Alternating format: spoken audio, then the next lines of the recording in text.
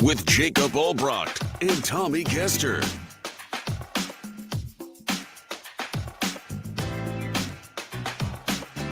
All right, welcome in, everybody. It is Sports Daily. Glad to be here with you on a Friday. TGIF, more coherent than a presidential debate. We are rocking and rolling for the next 2 hours, ready to get you ready for a Royals weekend. Nice way to open the series against the Guardians for Kansas City.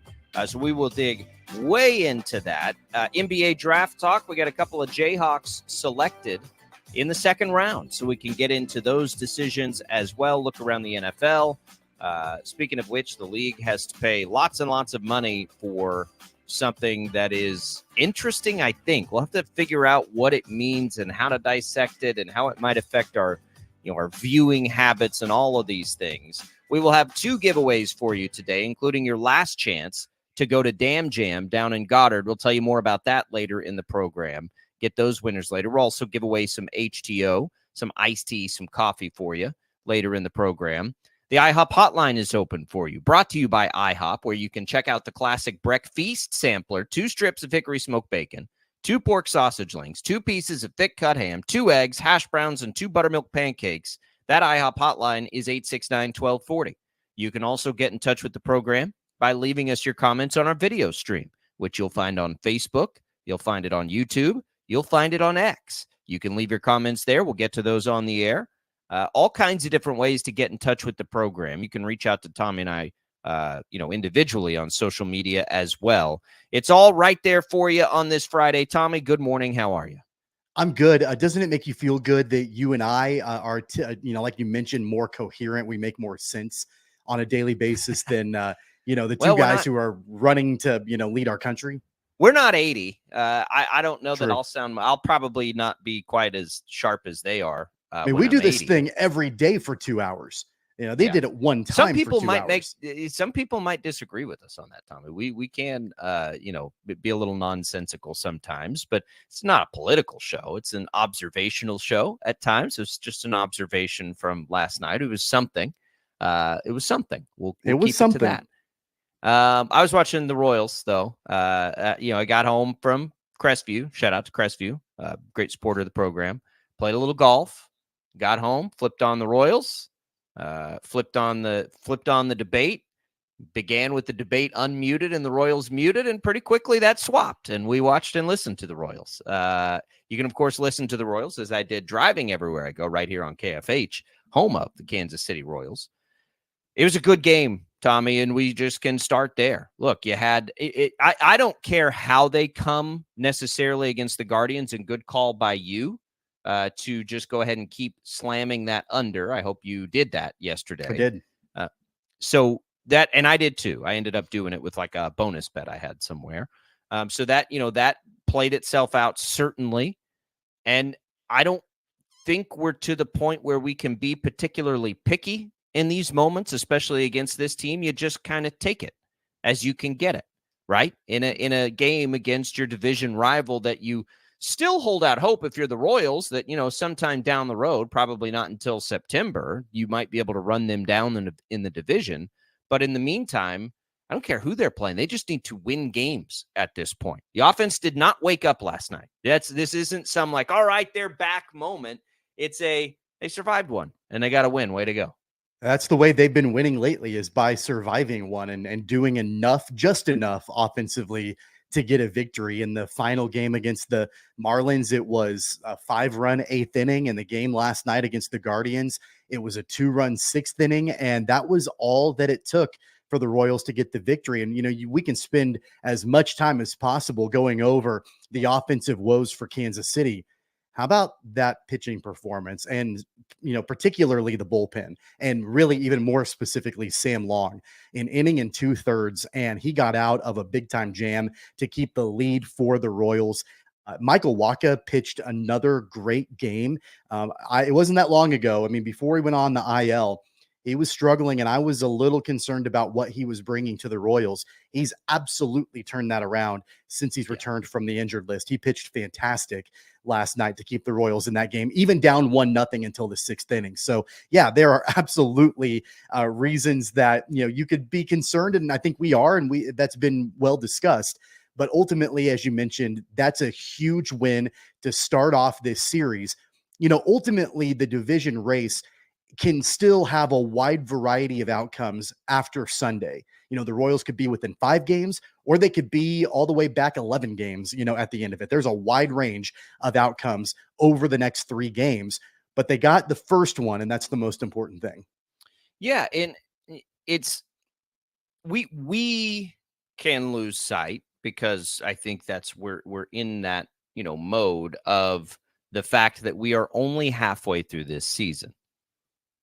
The problem for me on the division has been we're just not getting any indication that Cleveland is going to slow down enough to allow the Royals to catch them. That's been the problem in the division for me. Can it still happen? Well, of course it can still happen. They could lose their 3 top players to injury in the next week, and then who knows, right? So it's not that these things are outside the realm of possibility. They're just not the most important thing. The most important thing is that the Royals start playing better, because they have not been playing well at all. And you kind of just have to start there. And that's the difficulty of baseball. And the difficulty for these teams is there's no greater marathon in sports. We see teams all the time start hot, finish slow, start slow, finish hot. But it's not fun, Tommy. It's not fun as a fan, as an observer, to not live in the moment at the same time of a baseball season. My wife watches baseball and is like, who cares? There's 180 games. She doesn't know how many games there are. She's like, there's a billion games, whatever. I'm like, it's 162, but don't ruin my fun. That's probably the more pragmatic way to look at a baseball season. Like, who cares? It's one game. But that's not fun as a fan, and that's not fun as an observer.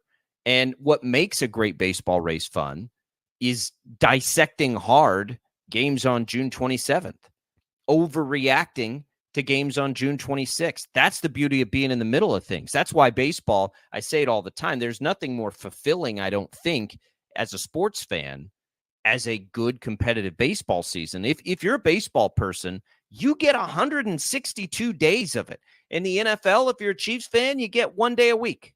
You get 1 day a week to get excited or mad, and then you consume the other things. But in baseball, you get games every day.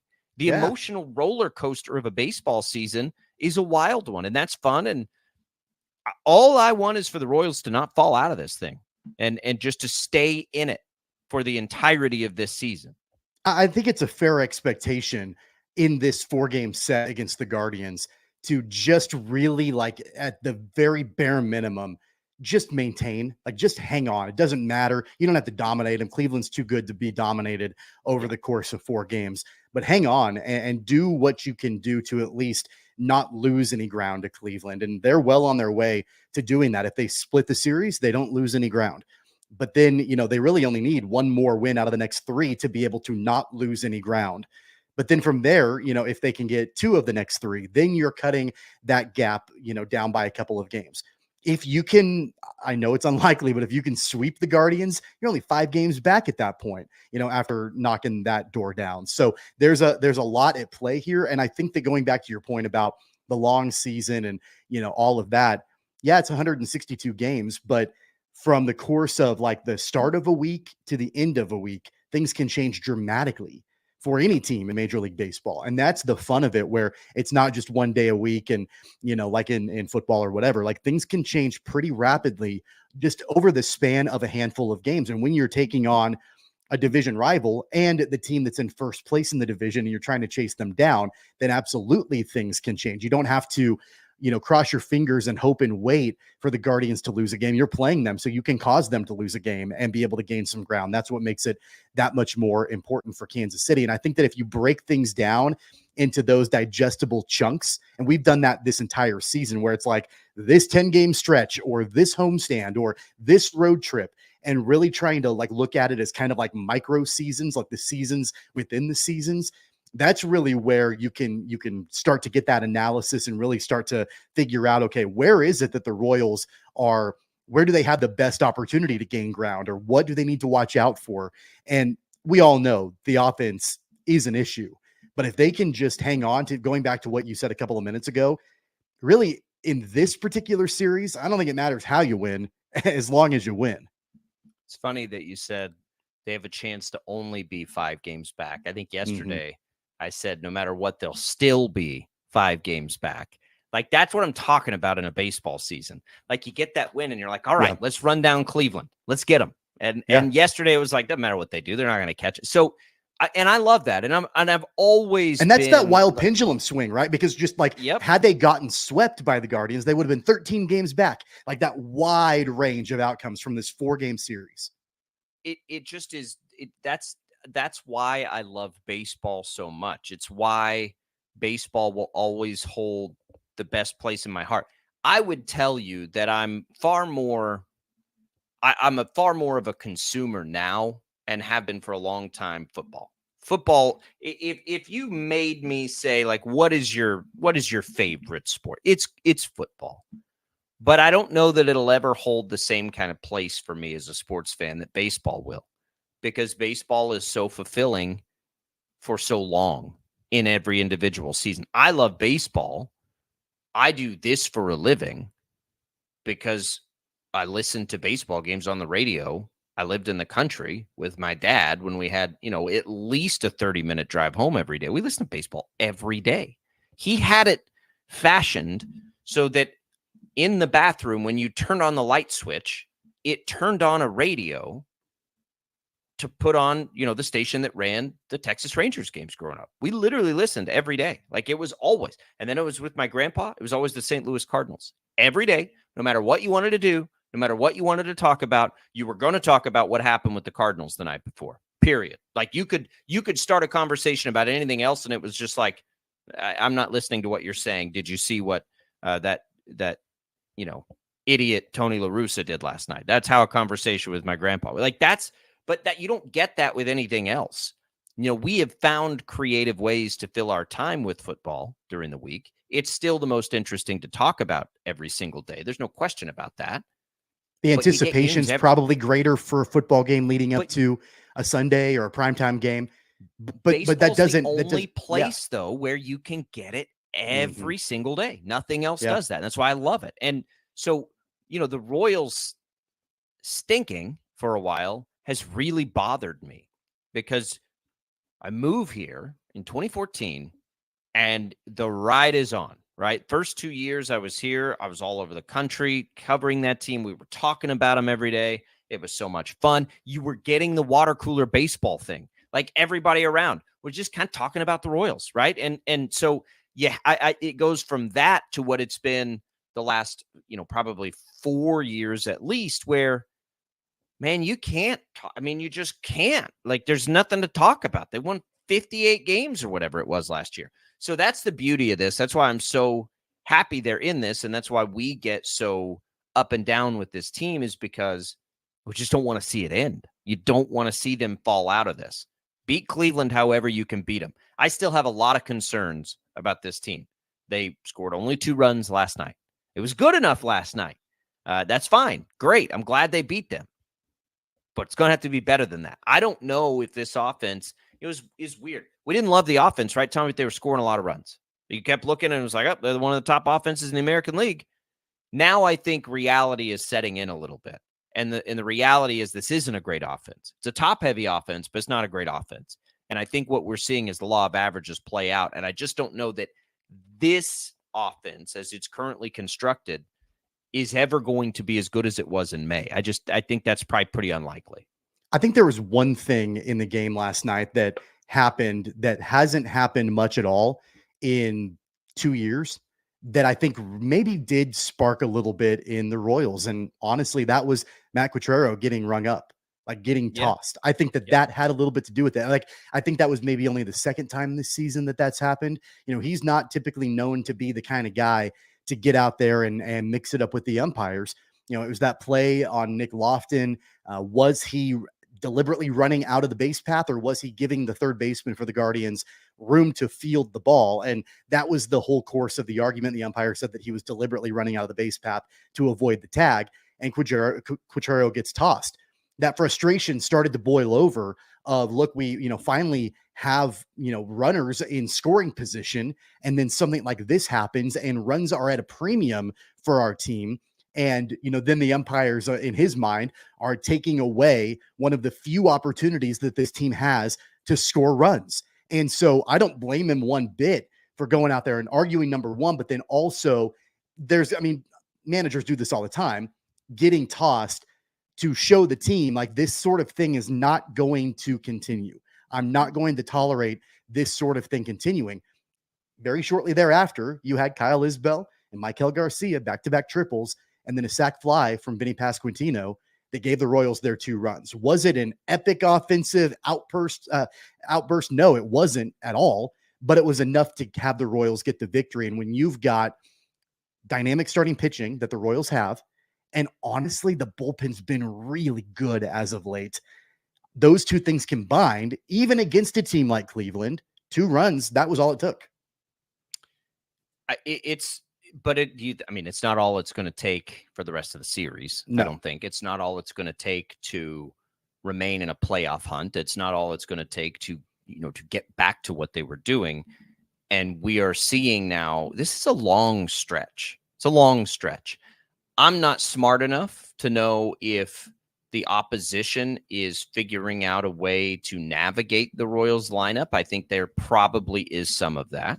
And I think there's, all you can really do, yes, guys can heat up, but they can also cool off.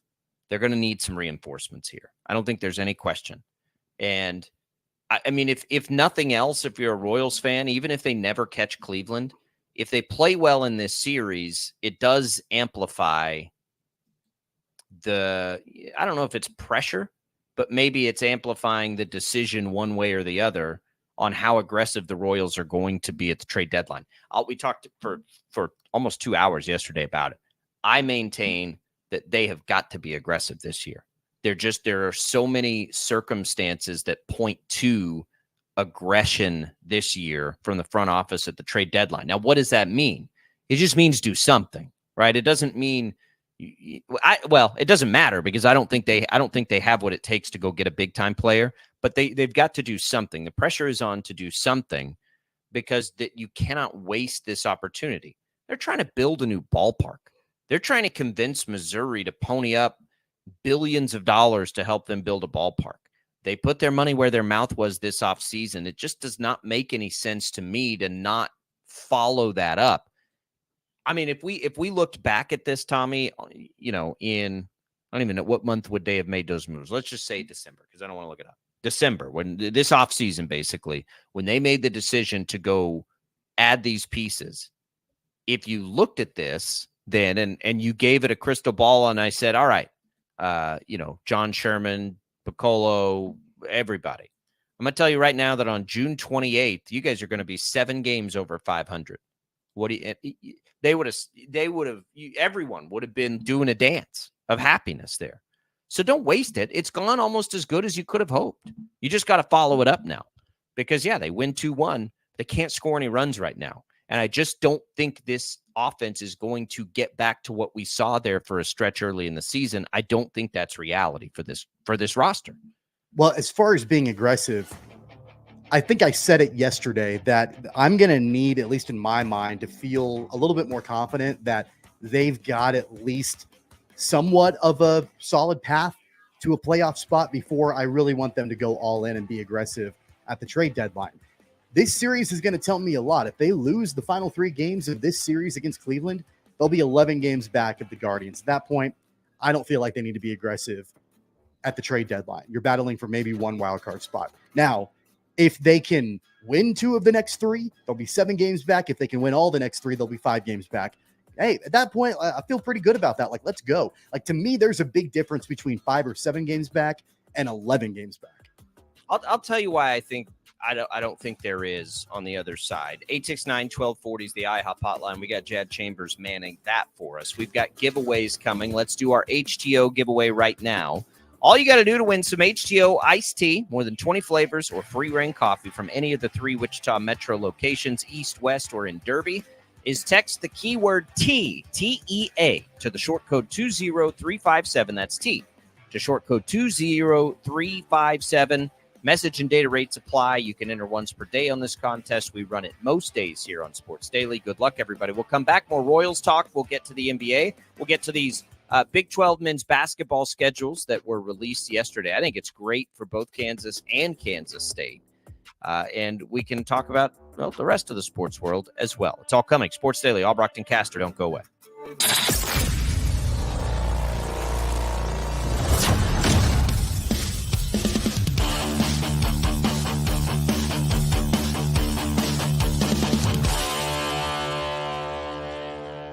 Sometimes people tell us, I don't get it, it's just tea. But let me tell you, we are so much more than just tea.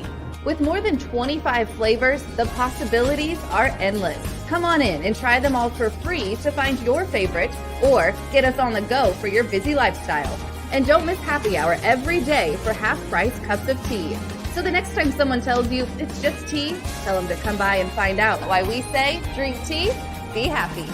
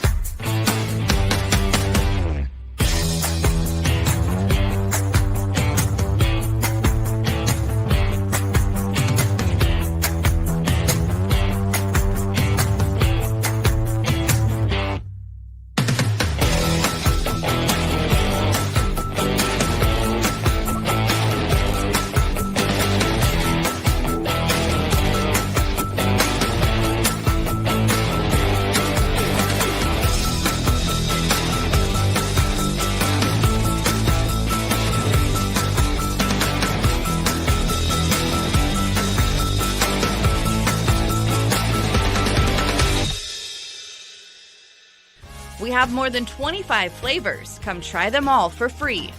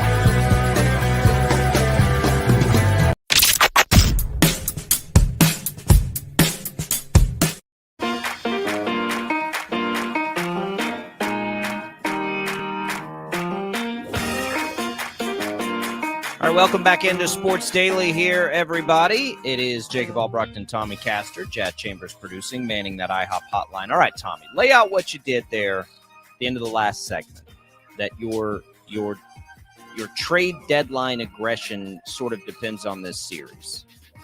I don't know if it fully depends on just this series, but I do think this series is absolutely critical to decide whether or not they should be aggressive at the deadline. I kind of broke it down. I mean, if the Royals this series with the Guardians and they're well on their way to at least do that, they don't lose any ground, but they don't gain any ground. They'll still be 9 games back after Sunday. All right, I'm still kind of on the fence about what I want to do at the deadline. If they lose the next 3 games, they drop the series to Cleveland, they'll be 11 games back. I don't know if I really want to be that aggressive at that point at the trade deadline. Now, things can obviously change between Sunday when this series wraps up and the deadline in less than a month from now. But 11 games back with really probably only a shot at the wild card. I don't know if I want to go all in at the deadline and, start really going for broke with that being the case. Now, if they win 2 of their next 3, they take the series from Cleveland, or if they sweep the series and win all of the next 3 games, then they'll be 5 or 7 games back of the Guardians. Okay, I feel more comfortable that there is a path to win the division if you get some good reinforcements to come in. So at that point, I feel a little bit better about being more aggressive at the deadline. Here's what I don't agree with is that it's all about the division, because I think especially this year, when you play your divisional opponents less than you ever have, there are 4 playoff spots available for the Royals. The division is one of them, and then there are 3 wild card spots available. If the division is the least attainable because of the 4 spots, the Guardians are the best team, you still have 75% of those spots available. Wild card spots now, to me, are just as it's equal to winning a division. The incentive of winning a division is nice, but it's not so much so that we should discount the wild card spots. The reality might just be that the Guardians of those four playoff spots available, basically, the Guardians have the best record of the 4. It doesn't really matter if they're the 3rd wild card spot or they win the division. They got a spot in the playoffs. It's all the same. Running down the Guardians will be harder than it ever has been because you won't play them as much head to head as you ever have before. You're just as likely to run down the Twins, the Orioles, the Red Sox, whoever else ends up in it, Rangers, Astros, Rays, whatever the combination is. It may just simply be that the Guardians have a better record than all of those teams, so you weren't going to run them down anyway. But that leaves 3 playoff spots now.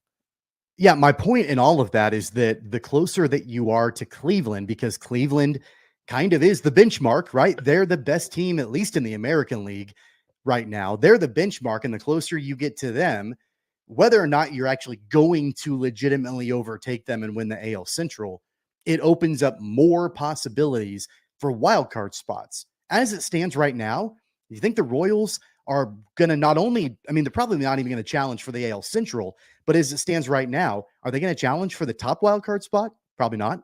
They're going to challenge for the second. Well, yes, it does matter because you've got these teams in front of you.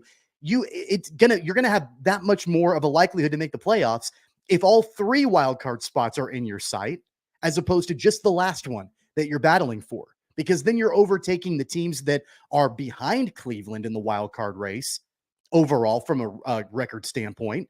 You've got that much more opportunity to get into the playoffs. Your probability to make the playoffs goes up. If you're 11 games back at the end of this weekend, at that point, you're absolutely, barring some kind of miracle, not battling for the 1st or the 2nd wildcard spot. If you could grab maybe the 3rd, that's about the only chance they've got. I think mix for the 2nd. They're only a game back right now of the 2nd wild card. If you end up losing the next 3 games, Minnesota's playing. Maybe they're 3 games back. I'm saying that my point is that it's not even necessarily about the division. Like, yes, that'd be great to be able to chase down the Guardians and win the AL Central, but that's not my overall point. My overall point is that they're the standard. Cleveland is the standard in the American League in general. And so the closer you can get to them, the closer then you can get to unlocking the door to having multiple chances, multiple opportunities, multiple doors to walk through to make the playoffs. All right. So let's go back for a second. Let's go back to 2021 when we sort of expanded that wild card back out, right? Let's go there. They had 2 wild card spots that year. 92 wins were your 2 wild card spots. The Red Sox and the Yankees both had 92 wins. The Blue Jays were in the mix at 91, but 92 wins was the benchmark for a wild card spot then. In 2022, the top wild card had 92 wins. The other 2 had 90 and 86 wins. Last year, we look at the wild card. The Rays were that team. If you envision the Yankees / Orioles non-East winner as being that team that's unattainable, last year's a good example of that. 99 wins by the Rays. They didn't win the division. But the other 2 wild card teams had 90 and 89 wins. Historically now, we're looking at this, and it's about it takes about 90 wins, 90, 91 wins to get into the playoffs in recent history with this expansion. So when to me, that's what I'm looking at. The Royals right now are on pace, I think, for 89 wins or 90 wins. Yeah. So that's what you're up against. You're sort of up against history there. History tells us they're not going to have to win 95 games to get into the playoffs. They got to win like 90, 91, 92. Sure. So they're already doing that. You're right. Why wouldn't you want to be aggressive? You're proving my point. They're already doing it. So why do you need to go make any moves at that point? If that's literally what you're trying to get to, you're pacing for that right now with the team that you have. So why give up assets if you're already pacing for that? What assets are you afraid of them giving up? What asset are you afraid? I'm just saying in general, like, why would you want to give something up if you're already pacing to that point? If that's the standard that you're trying to reach is a 90 win mark, and at that point, the sights of the division are out of sight. Like, it's not going to happen for you. You're not trying to win 95 games. You're not trying to win 100 games. You're not trying to chase down Cleveland. Your current team, as it's built right now, is pacing for about 90 wins. And if that's what it takes to get a wild card spot, then why give anything up to go get anybody? I'm going to ask you 2 questions. One, do you think this team right now wins 92 games? 90. Yeah, I think that if they're healthy, I think that they can. You think this team, the way we've seen them play over the last month, is a 92 win team? I do not. That's a different question. That's a different question. No, it's not. It's the only question that matters, because if you don't think they are, then they need to get better. And I don't think they are. I think absolutely. I mean, we talked about it like multiple times that it, at least offensively, that the law of averages may be catching up, but like offensively, is this team as really are they truly as good as they were at the beginning of the season? In reality, no. But are they truly as bad as they currently are right now? No. I agree with that. I think that if you average that, the pitching is as it has been all year. I think that they do without making any moves at all. Well, then that's fine. I don't think that they're a 92 win team right now. I don't think they are. I think that possibility they have had very fortunate health through the first half that I think is very hard to count on in the second half as well.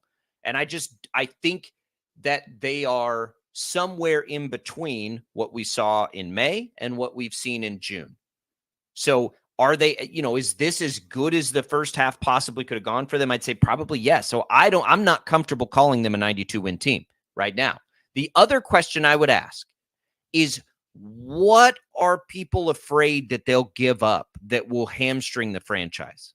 I'm not afraid of them giving anything up. I'm saying it's not necessary for them to do it. I don't think it's necessary for them to do anything. Like unless then you start to like open the door again to, okay, they could maybe win the division now. Okay, well then, go for broke, go all in. But why is that one divisional spot so much better or worse than the other 3 playoff spots? It's not, they're not competing for the first wild card spot. The way it stands right now, like, I don't think they're competing, because like that's about, you'd have to be basically almost as good as Cleveland at that point to be able to get that first wild card spot.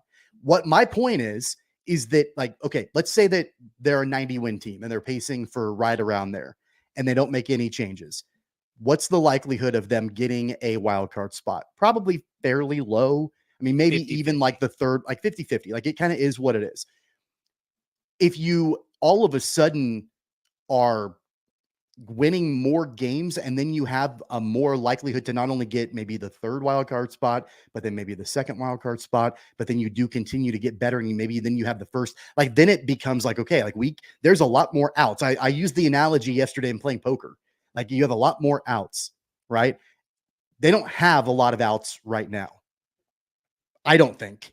Now, if they end this series this weekend, 5 back from the Guardians, then yeah, there's a lot more outs. And then, okay, like you've done the job to get back into shouting distance. So, okay, go ahead and go and make some moves to get you all the way over the hump, because you've got greater accomplishments in your field of view. Like, you then are competing for all 3 wild card spots. Potentially, you're competing maybe even for a division championship. But if it, as it stands right now, they're not. So I just don't know why you would want to go for broke in that situation. I just don't know why you would be satisfied in this playoff race to have 6 players in your lineup hitting below 235. I mean, why would you let yourself be satisfied with that? There aren't young prospects on the cusp that they will trade away. There aren't any. They're not there. That risk is not the same as it was in 2014. There was only 1 wild card spot in 2014 that was a 1-game play-in format. Yeah. That is gone. There are now 3 wild card spots that get the way the wild card is structured is significantly better than what it was when it was a 1-game sample size. I agree with you on that. They ran a lineup out yesterday with 6 players that aren't even hitting 235, and they won the game. Like we just said, like they did 2-1. They won the game. Like but that's not. We shouldn't be satisfied. That's not good enough. Why would you be ultra aggressive in the offseason? Why would you go spend all that money? Why would you commit to Bobby? Would you do all the things that they did and not follow that up when the opportunity to follow it up is glaring? I'm surprised. Honestly, I'm surprised that this is your opinion on this, because you're a gambler, and like, I just don't think the odds are particularly good for them to go for broke. Like, let's use another card game analogy. It's like blackjack. You got 14, or 15.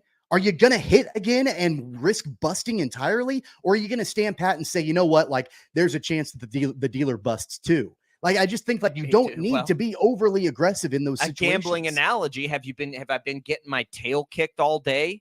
Am I trying to take it back in baby steps, or am I trying to win it all back at once? I think that matters too. I think the difference of what we're talking about is you're afraid they'll give up too much in some trade. No, I'm afraid that they end up making moves that then they don't work, and it doesn't really make a big difference at the end of the day on what they're doing. What's the risk in that?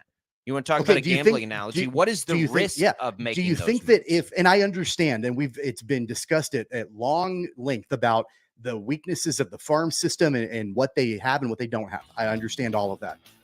If you make moves now, I do think that in some capacity, regardless if it's talented players or not, you might be handcuffing yourself a little bit to try to make some moves that could make you even that much better in 2025.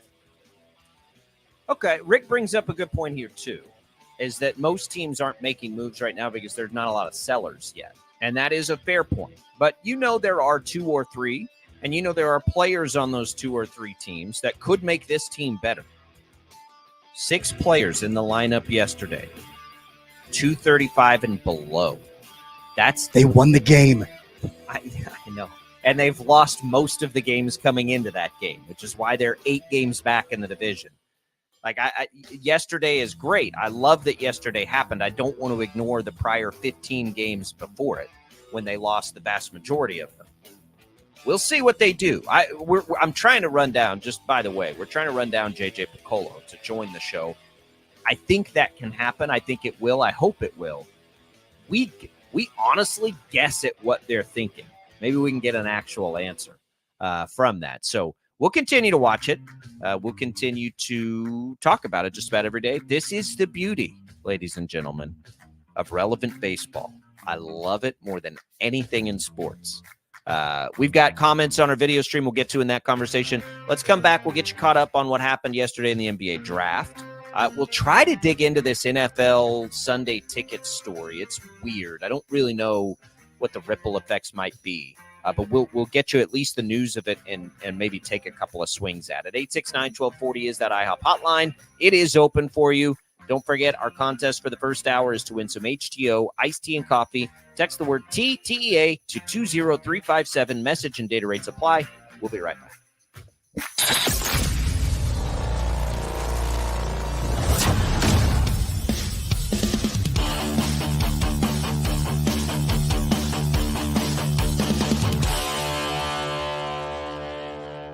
Sometimes people tell us, I don't get it, it's just tea. But let me tell you, we are so much more than just tea.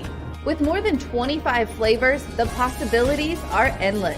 Come on in and try them all for free to find your favorite or get us on the go for your busy lifestyle. And don't miss happy hour every day for half-price cups of tea. So the next time someone tells you it's just tea, tell them to come by and find out why we say drink tea, be happy.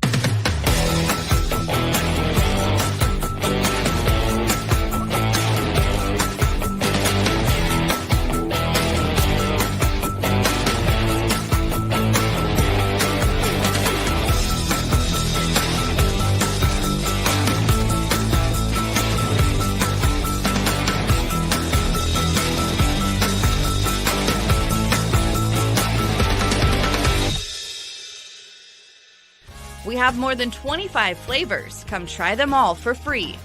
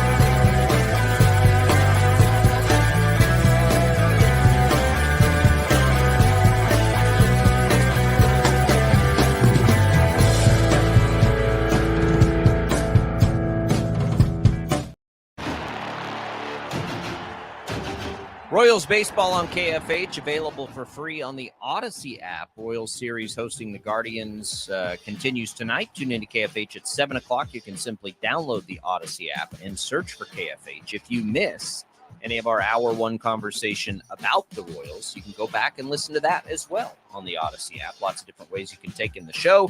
Mike says on our YouTube stream, no need to risk future assets. I disagree with that on two fronts. I think there is absolutely a need to risk future assets, and I just don't think any move that they make is going to cost them future assets that will be meaningful. But I get the sentiment. It is a scary proposition. I get it. You can leave us your comments on our YouTube stream, Facebook, X, all three of those places where we carry our video stream. You can leave comments. We can take them right there over the air. Always a good thing. All right, let's set up the second hour here. We're going to have our Damn Jam giveaway in the second hour, so stay tuned for that. We're also going to get into the fits for the Jayhawks drafted yesterday. One of the things that drives me nuts about the NBA draft, man, I'm getting push alerts from, all these different places on where guys were taken, and then by the time I look it up, you realize that's not actually where they're going. They're going somewhere else because XYZ traded future asset. Like the NBA draft sometimes can't get out of its own way. Like it is the most confusing experience. Traded the draft rights to so-and-so. Like who is the player playing for? That's all anybody cares about. Can we just do that and then we'll go on? It took me 15 minutes, Tommy, to figure out where Johnny Furphy was, playing basketball next year after he was picked. It was the Spurs. I got a push alert that it was the Spurs. Then it was somebody else. And then it was the same thing with McCullough. I was laughing with TJ. I was coming off set. And I'm like, I just got a push alert that, McCullough was taking XYZ. And he was like, well, I got a push alert from the other. And it said he was taken here. And I'm like, whatever, man. Like, just talk to me when it's all done. The other thing I didn't realize was that now they have a day 2 of the draft. I mean, I knew that they were, doing it over 2 days. But it was like, it started at 3 o'clock yesterday afternoon or something. I'm like, wait, what is going on? I'm like getting these alerts in the middle of the day about who's being drafted. I was really confused about the timing of all of it. I think it was probably the Bronny effect. I don't know if they had that set up beforehand. I don't love it or hate it. It's just kind of weird. Like they're just in a room shaking hands. Can we not just do the first and second rounds? There's 60 picks. I think you could get it done in a day. Well, maybe not. Well, they did every other year in the past, but it would always drag into the night, and yeah. So anyway, we have Bronny taken by the Lakers. Furphy and McCullough have new spots. So we'll get into all of that. We'll try to get into this Sunday ticket story, and I bet you we talk more about the Royals on the other side as well. We'll give away our Damn Jam tickets. So stay tuned there. We want to tell you that this portion of the program is brought to you by Crestview Country Club. Love their support. Appreciate them. I was there last night, a little twilight golf.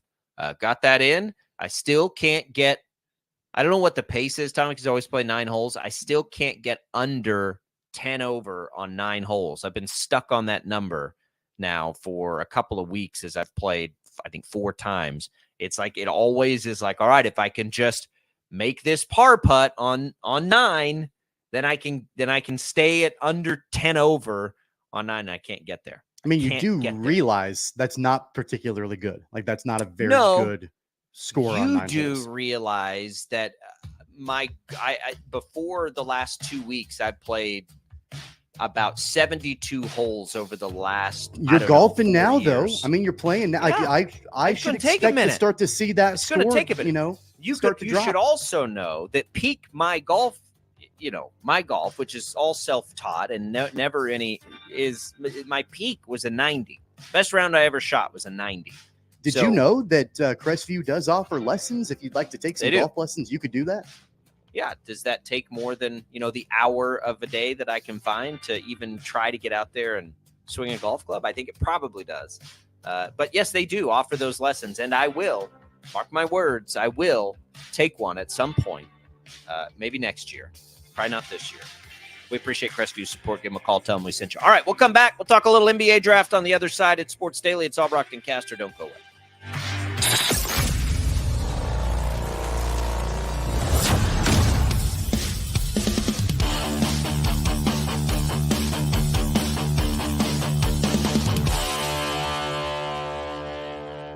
Sometimes people tell us, I don't get it, it's just tea. But let me tell you, we are so much more than just tea.